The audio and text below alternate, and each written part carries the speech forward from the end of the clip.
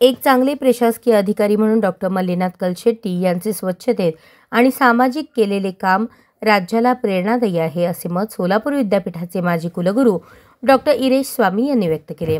सोलापूर येथील संगमेश्वर महाविद्यालयात यशदाचे महाउपसंचालक डॉक्टर मल्लीनाथ कलशेट्टी लिखित मी विकास यात्री या आवृत्तीच्या 3ऱ्या आवृत्तीचे प्रकाशन माजी कुलगुरू इरेश स्वामी यांच्या हस्ते करण्यात आले।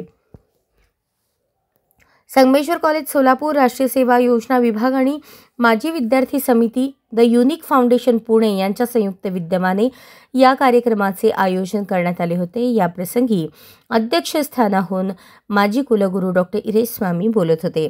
या प्रसंगी न्यायाधीश प्राची कुलकर्णी, संगमेश्वर महाविद्यालयाचे प्रभारी प्राचार्य ऋतुराज बुवा, माजी अतिरिक्त मुख्य कार्यकारी अधिकारी के.डी. बोने, उपमुख्य कार्यकारी अधिकारी सूर्यकांत भुजबळ, उपमुख्य कार्यकारी अधिकारी अमोल जाधव, युनिक फाउंडेशनचे विवेक घाटोळे, उपप्राचार्य सुहास पुजारी, मल्लीनाथ कलशेट्टी यांच्या सुविद्य पत्नी राजश्री कलशेट्टी, प्राध्यापक अंजुनगीकर, जिल्हा कार्यक्रम व्यवस्थापक सचिन जाधव, विवेक कलशेट्टी, वळसंगचे माजी सरपंच महादेव भटकर, आसिफ सैफन, कोल्हापूरहून अमित देशपांडे प्रमुख उपस्थित होते।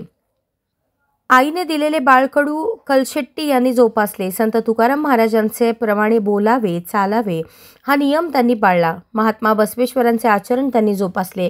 संगमेश्वर महाविद्यालयाच्या मुशीत तयार झाले। वळसंगमध्ये महात्मा गांधीजींनी भेट दिली होती। कष्टकऱ्यांचा मुलगा किती प्रामाणिक असतो याचा प्रत्यय डॉक्टर मल्लीनाथ कलशेट्टी यांच्या कार्यावरून येतो, असे ते म्हणाले। मी विकास यात्री या पुस्तकाचे 3रे आवृत्तीचे पुस्तक प्रकाशनानंतर बोलताना यशदाचे उपमहासंचालक डॉक्टर मल्लीनाथ कलशेट्टी म्हणाले, संगमेश्वर महाविद्यालय व सी.बी. खेडगीज महाविद्यालय माझी कर्मभूमी राहिले। कुमार संगमेश्वर ते IAS होण्यासाठी मी जिद्द सोडली नाही। स्वच्छतेत झोकून देऊन काम केले। महिन्याला 2 रुपये घरातून यायचे। गरीब परिस्थितीतून शिक्षण घेतले। प्राध्यापक अंजुनगीकर यांनी मला प्रेरणा दिली। प्राध्यापक ते उपमुख्य कार्यकारी अधिकारी आणि पुढे IAS होणे यासाठी मी चिकाटी सोडली नाही। 2 वेळा अपयश आले, परंतु प्रयत्न चालू ठेवले। कोल्हापूरला आयुक्त असताना 72 रविवार स्वच्छता मोहिमेसाठी दिले।